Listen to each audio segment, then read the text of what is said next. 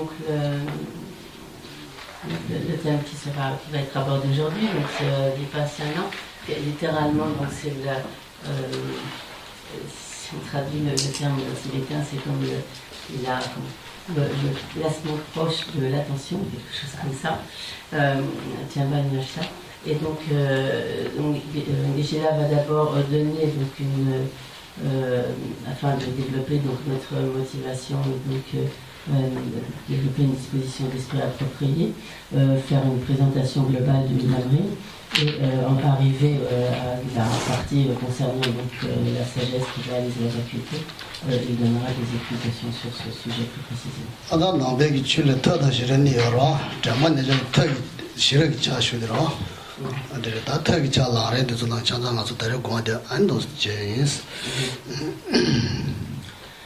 Donc, l'ensemble de la voie bouddhiste comprend deux aspects principaux qui sont donc l'aspect de la sagesse et l'aspect de la méthode. Et donc un grand nombre, toutes les, en quelque sorte les étapes préliminaires à la sagesse qui réalise la vacuité sur la voie progressive, donc sur le Lamrim, sont du domaine de la méthode. Et donc lorsque l'on arrive bien sûr à cette étape de la sagesse, on arrive à l'aspect de la sagesse.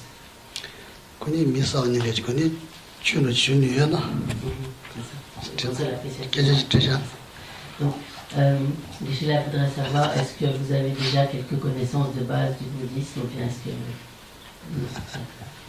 non, d'accord, pour pouvoir bien sûr adapter ces explications.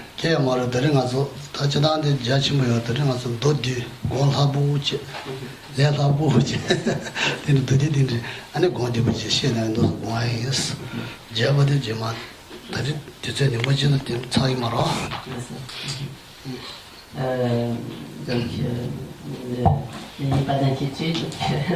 Le maître, nous appelons donc Geshe-la, qui a l'équivalent d'un docteur en philosophie bouddhiste. Donc, le maître va donner des explications globales assez simples, il n'y aura pas de problème.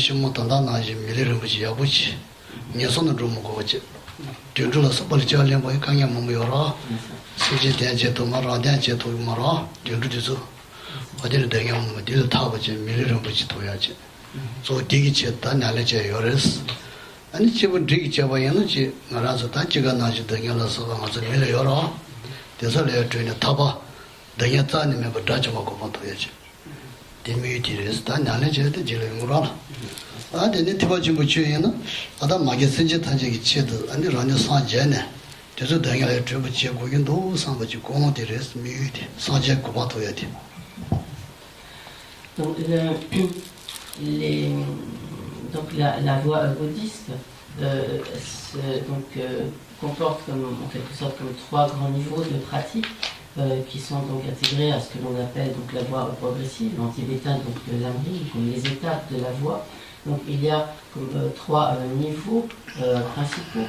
Donc le premier de ces niveaux, comme le niveau inférieur simplement comparativement aux autres dans la mesure où c'est la première étape de la pratique.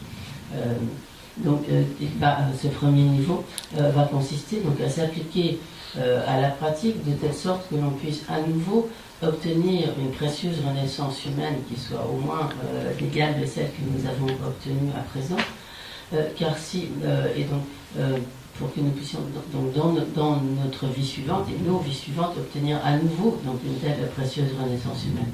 Car si par exemple, lorsque cette vie prendra fin, nous devions renaître en tant qu'animal, donc il n'est pas difficile de voir que nos possibilités d'évolution spirituelle seraient totalement bloquées. Donc non seulement en tant qu'animal, nous ne pouvons pas, nous sommes très limités dans l'accomplissement on est très limité dans l'accomplissement de son propre bien, et en tant qu'animal, ce que l'on peut faire pour d'autres êtres est encore plus limité. Donc c'est une condition, par exemple, une condition d'existence qui ne permet pas de progresser sur la voie. Donc au premier niveau, au moins on s'efforce, on s'applique à la pratique pour échapper donc, à ce type de renaissance inférieure soumis à de nombreuses souffrances et de nombreux obstacles, et pour pouvoir obtenir donc, une précieuse renaissance humaine. L'objectif du deuxième niveau, donc, qui est un niveau donc, au-dessus, supérieur, va consister à prendre conscience du fait que même si l'on obtient une renaissance humaine, une renaissance supérieure telle qu'une renaissance humaine, certes pour l'instant nous avons besoin de cela pour pouvoir nous appliquer, pour pouvoir progresser sur le chemin. Néanmoins, nous savons très bien qu'une telle renaissance n'est pas du tout à l'abri des souffrances, que nous y faisons toutes sortes d'expériences douloureuses, ne serait-ce que l'expérience de la naissance, de la maladie, de la vieillesse, de la mort, etc. Donc, à ce deuxième niveau, il conviendra de prendre conscience que cette situation dans laquelle nous nous trouvons est de fait une situation de souffrance, et cela va nous amener à aspirer à nous libérer définitivement de la souffrance et obtenir donc un stade de libération et de paix et de félicité durable, hors de ce cycle des existences qui est de la nature de la souffrance. Cela est donc le deuxième niveau. Et donc au troisième niveau,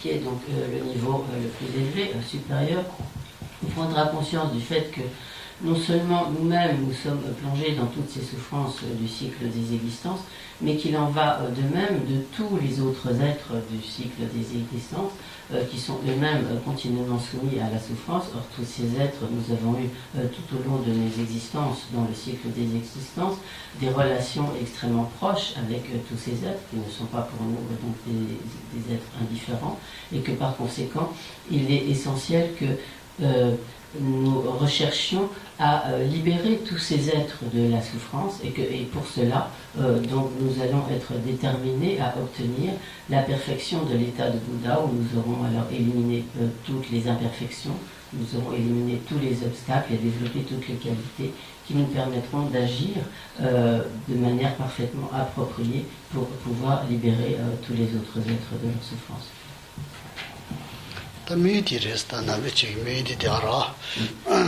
Quels sont en fait les objectifs de la pratique poursuivis par la pratique bouddhiste?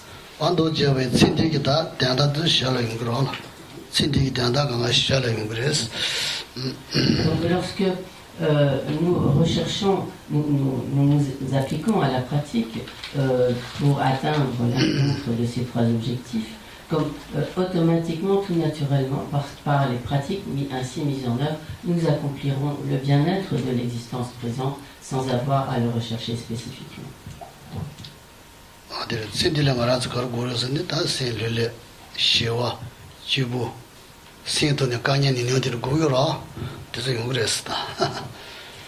En fait, qu'est-ce que nous recherchons dans cette vie?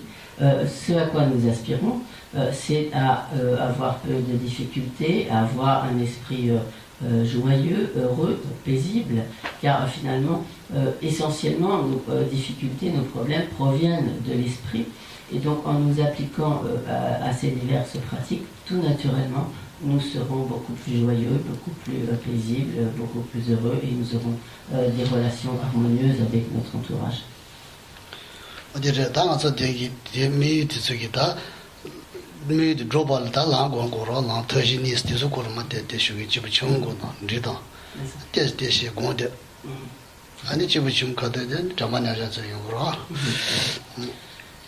Donc, tels sont donc les trois objectifs successifs recherchés donc par le pratiquant bouddhiste. Mais bien sûr, pour ces objectifs sont tout à fait atteignables. Mais pour pouvoir les atteindre, il est nécessaire de s'appliquer à la pratique de la voie. Et donc, comme nous l'avons vu, ces pratiques de la voie comportent donc deux aspects, les aspects de la sagesse et de la méthode.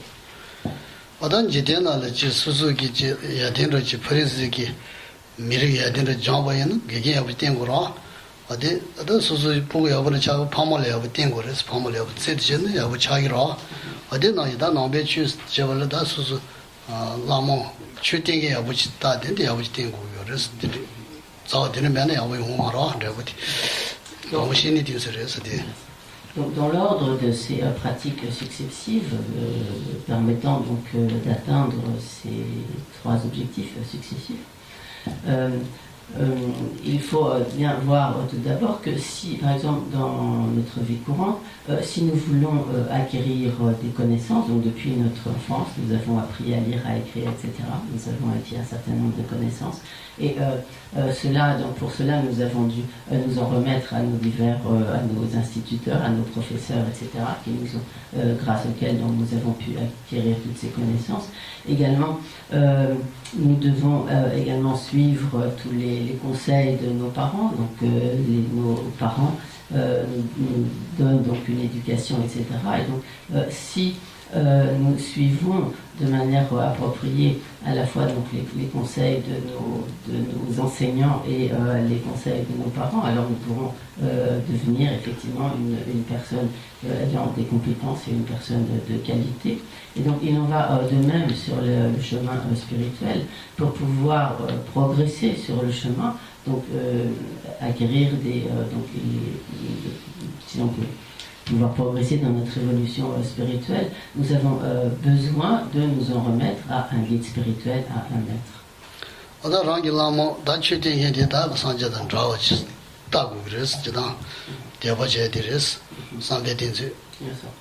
Et donc, pour suivre correctement le maître, nous en remettre donc à un maître, il est important de suivre le maître d'une part par la pensée, et cela va consister à voir que pour nous, le maître est tout à fait pareil, semblable au Bouddha. Donc considérer le maître, voir le maître comme étant semblable au Bouddha, cela consiste donc à suivre le maître par la pensée.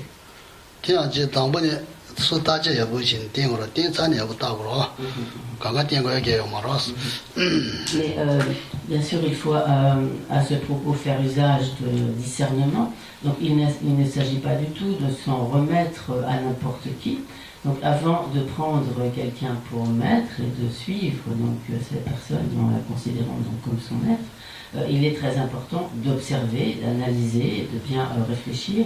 Et une fois que l'on arrive donc vraiment à la conviction que la personne peut être vraiment a toutes les compétences pour être un maître et que nous pouvons vraiment nous fier à une telle personne, alors nous pourrons vraiment nous en remettre à cette personne comme étant notre maître. Mais il ne s'agit absolument pas de se vouer à l'aveuglette à n'importe qui.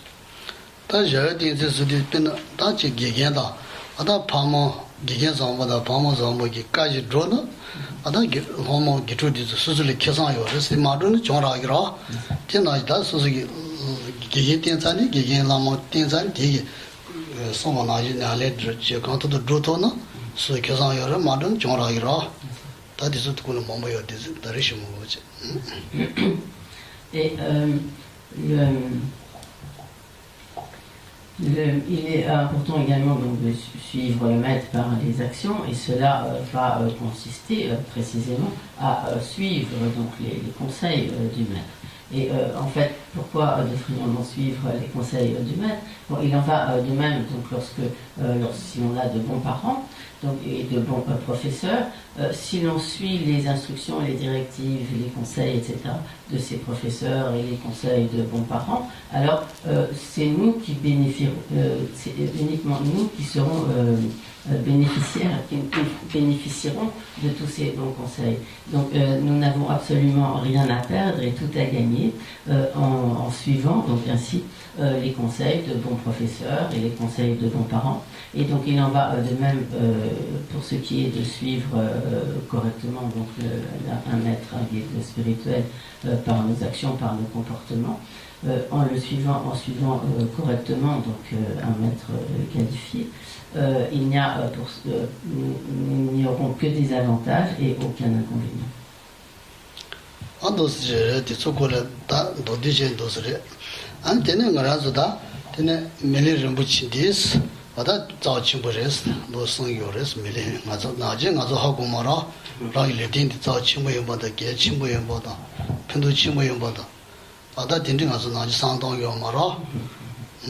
Donc ceci est vraiment le premier point très important de la voie progressive.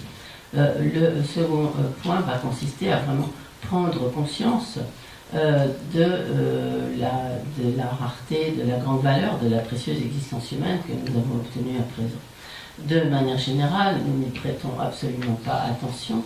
Nous considérons comme, en quelque sorte, comme allant de soi le fait que nous avons à présent cette précieuse existence humaine, nous voyons cela comme pour acquis, et nous n'en voyons pas du tout la grande valeur et donc tout ce qui est là de précieux précisément.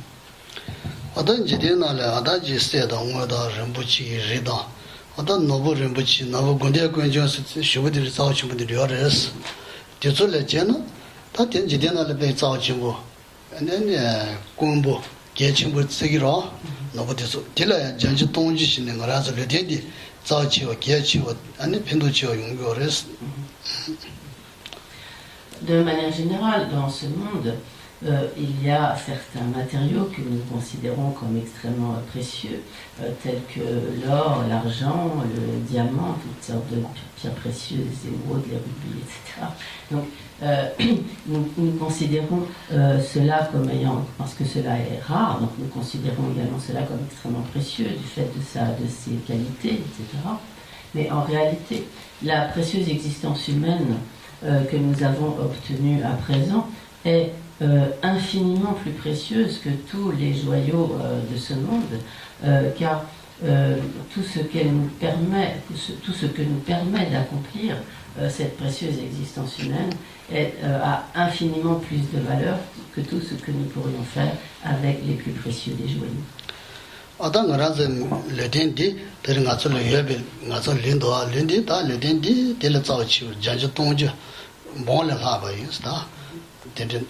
자오치오 개침 대성사라 아들 대치다 그래서는 변은 다 지대나기 노버림지 레디 쪽이 다 친디기 두고 마도시라 편 도기 말했어 다들 두고 당서 야버지 제다 마시는 거 미카실을 지 소와 저 도기 말아 친디를 지 강연도 요는 거 저도 말아 시몬이 소다 되서 가 저도 말했어 멜리rum을 친디 다 친디 대다 가르 로바이나 로토기 그랬어 아니 저시모 다시모 나지 녀선래 아다지 녀선래 면로제 르딘딜딘이 제 토기를 녀바요래 아다 타바지 로바이나 로엔 녀바요래 단제 잡고 고반도는 르딘딜 아니 요레스타 노브리 모치나 디솔레 디요 마레스 신디 짜지마도 제자 딜레션 나서 잔저 동지 지안에 개치요 요래. On pourrait alors se demander, mais en quoi donc cette existence humaine est infiniment, donc comme des centaines, des milliers de fois plus précieuse que tous les joyaux que nous pourrions posséder dans ce monde. Nous pouvons aisément le comprendre, car même si nous possédions une immense fortune, que nous avions donc des tonnes de joyaux, ces joyaux donc, nous mettraient certes à l'abri du besoin pour cette vie, mais en aucun cas ils ne pourraient nous permettre d'obtenir à nouveau une précieuse existence humaine et de progresser donc, sur les diverses étapes de la voie jusqu'à la perfection de l'état de Bouddha, mais donc ils pourraient juste nous mettre à l'abri du besoin pour cette vie. Or, la précieuse existence humaine que nous avons obtenue à présent donc, nous permet non seulement donc, de subvenir à nos besoins dans cette vie, donc d'assumer les besoins de cette vie, mais ce qui la rend particulièrement précieuse, c'est le fait que sur la base de cette précieuse existence humaine, nous pouvons faire en sorte d'obtenir à nouveau dans le futur une renaissance humaine. Nous pouvons l'employer également à l'obtention de la libération définitive du cycle des existences et donc de toutes les souffrances du cycle des existences. Et nous pouvons également l'employer à l'obtention de la perfection de l'état de Bouddha qui nous permettra donc de libérer tous les autres êtres également de leur souffrance. Et cela, aucun joyau de ce monde ne peut nous le permettre. Seule cette précieuse existence humaine nous donne cette possibilité.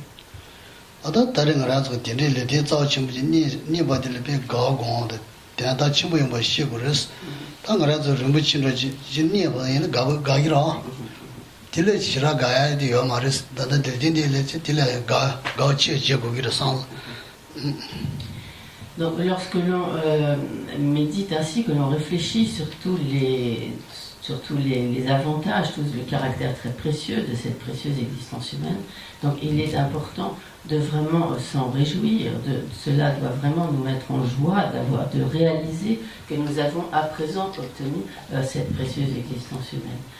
Si par exemple il nous arrive d'entrer en possession d'un joyau d'une très grande valeur, alors nous serions extrêmement heureux, mais en réalité cette joie ne se justifie pas vraiment, car le bénéfice que nous pouvons en tirer est limité. En revanche, lorsque nous réalisons le caractère très précieux, toute la valeur de cette précieuse existence humaine, il y a vraiment de quoi s'en réjouir très grandement et à juste titre.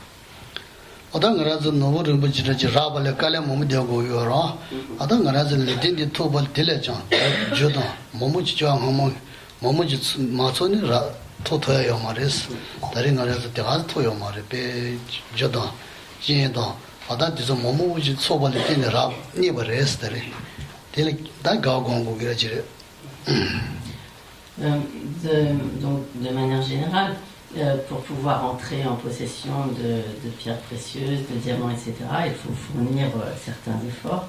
Donc les chercheurs d'or, ça donne aussi beaucoup de mal.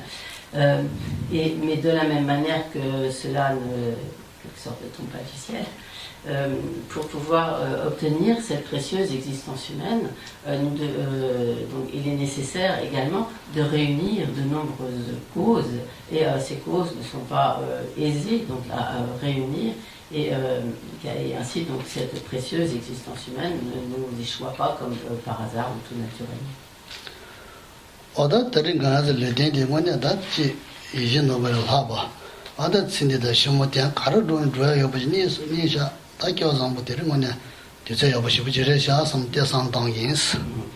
Donc, à présent, donc, nous allons consacrer quelques instants à la méditation, donc en réalisant que nous avons obtenu à présent cette précieuse existence humaine, et de telle sorte qu'en songeant donc à sa grande valeur, à toutes les qualités qu'elle possède, à tout ce qu'elle nous permet d'accomplir, et nous allons alors nous réjouir de cela.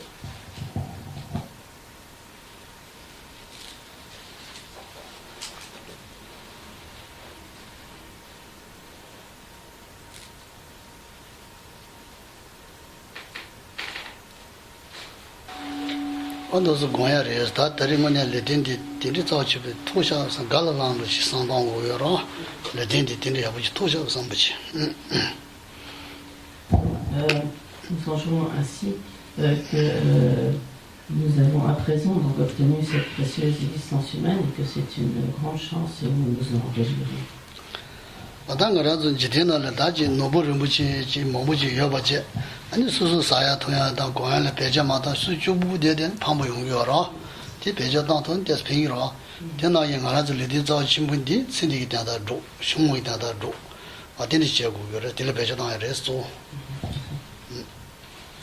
Si nous étions entrés en possession d'un joyau extrêmement précieux et que nous enterrions ces joyaux et que nous continuerions, et que si nous continuions à vivre une vie misérable dans une extrême pauvreté, donc cela serait vraiment très dommage de ne pas faire un usage approprié de ces joyaux.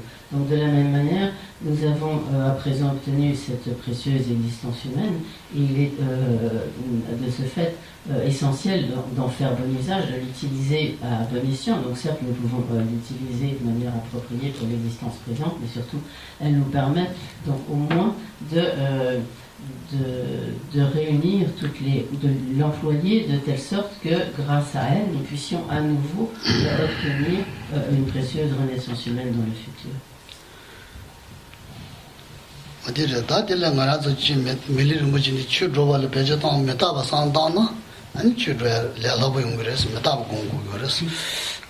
Donc, ainsi, au vu de sa grande valeur, il est important de ne pas gaspiller vainement cette précieuse existence humaine.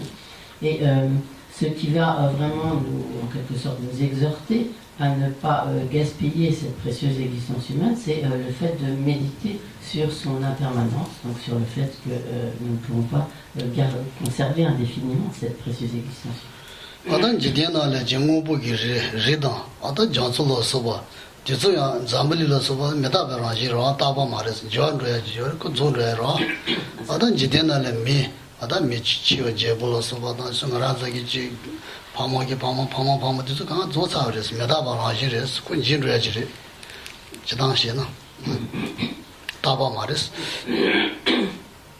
Donc, lorsque l'on réfléchit donc à cette impermanence, il n'est pas difficile de constater que tous les éléments du monde environnant, donc que les montagnes, les océans, etc., donc tout l'environnement de ce monde n'est pas du tout permanent, que les éléments sont continuellement mouvants et qu'il y a ainsi continuellement donc, des transformations de cet environnement. Et il en va de même des individus, des êtres, par exemple, tous les grands de ce monde, il y a eu dans l'histoire des rois, des empereurs, etc., des personnages célèbres, mais aucun de ceux-là n'a pu demeurer en vie, tous sont morts à un moment ou à un autre. Et il en va de même de tous nos ancêtres, etc., qui ont vécu un moment, puis qui sont morts. Et il en va ainsi donc de tous les individus, de tous les êtres.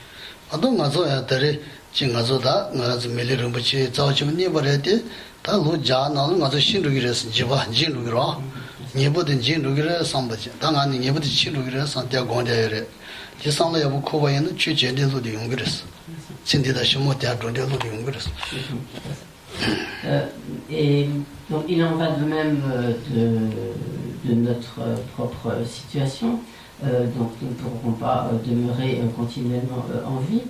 Tout au plus, nous pourrons vivre une centaine d'années, mais il est certain que de toute façon, tôt ou tard, nous mourrons. Donc lorsque nous prenons vraiment conscience de cela, cela va nous pousser, nous exhorter vraiment à faire bon usage de cette précieuse existence humaine, de telle sorte que nous puissions l'employer à assurer une destinée future favorable à notre existence et à ce que nous puissions au moins obtenir à nouveau une précieuse renaissance humaine au-delà de cette vie.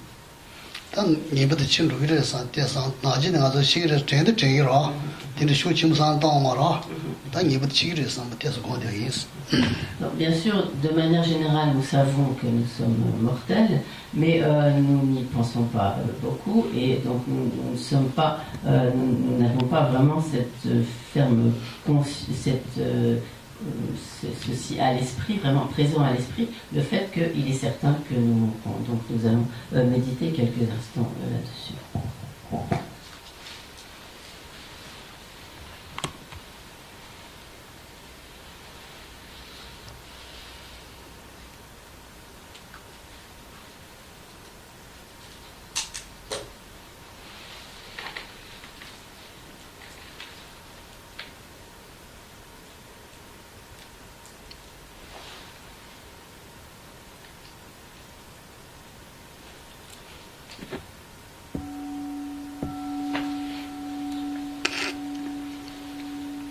어떤 도 상당히 최전에도 되는 그래서 되네 나질에 예봐요 말았어 말아서 나도 추준 인상 이름 대다 로기한바츠 아니 지가서 그래 조부시야도 소바티는 요 지디는 알아서 미 통한도 쉬게 들타나 있는 산이 야매바 차로 소바티는 몸도 나질에 예봐요 말았어 다 나질에 예봐면 까지 제하고 말았어 또 상대 당인 Lorsque nous prenons vraiment conscience de la certitude de notre mort, donc cela nous motive, donc nous pousse à vouloir donc, employer cette précieuse existence à bon escient.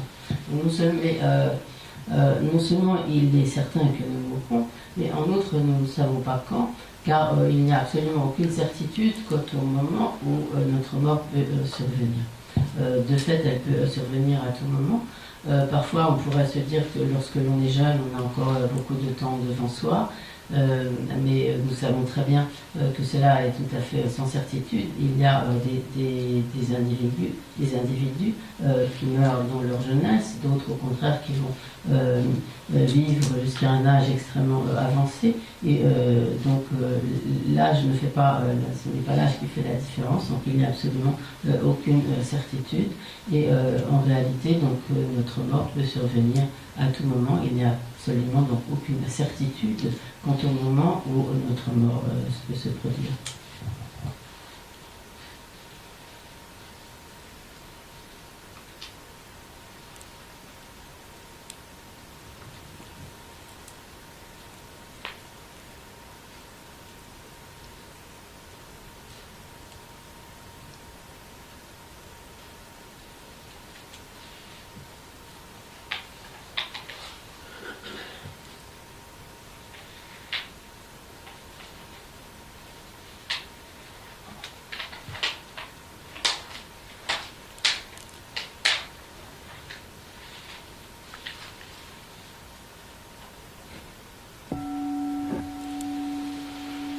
아다 님무징아라서 지치 다지 소소기 노노제다 아다 밤에 벤자다 그래서 아니 소소 린디아니 그서요 말이스 되게 세딘 안 나시 시몬도지 나시 딘다 아다 소소 야부지 바자 야부 겨 야부 조야나 디코야 그랬어 언도 상당히스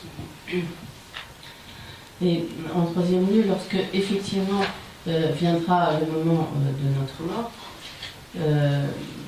nous devrons tout ce qui faisait notre environnement de cette vie, nous devons le laisser derrière nous, nous devrons laisser derrière nous toutes nos possessions, nous laisserons tous nos proches, notre famille, nos amis, etc.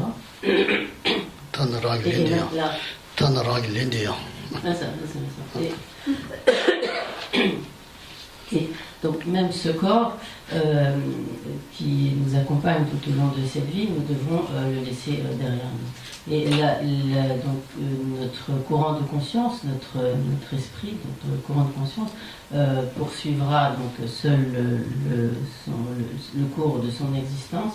Et à ce moment-là, la seule chose qui pourra vraiment nous être profitable, ce sera donc ce seront comme les pratiques du dharma, donc des esprits spirituels, toutes les pratiques vertueuses, positives, dont nous aurons pu imprégner notre esprit, et cela donc accompagnera notre esprit au-delà de cette existence, et que le reste ne sera plus d'aucune utilité.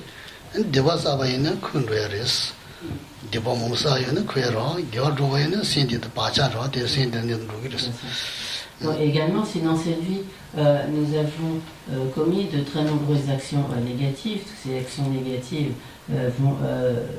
laissent également leur empreinte, imprègnent donc notre esprit, notre courant de conscience, mais également donc, toutes les actions favorables, positives, vertueuses que nous avons pu accomplir dans cette vie auront ainsi imprégné donc, notre courant de conscience et l'accompagneront au-delà de cette existence, et cela pourra alors nous être profitable, bénéfique au-delà de cette vie.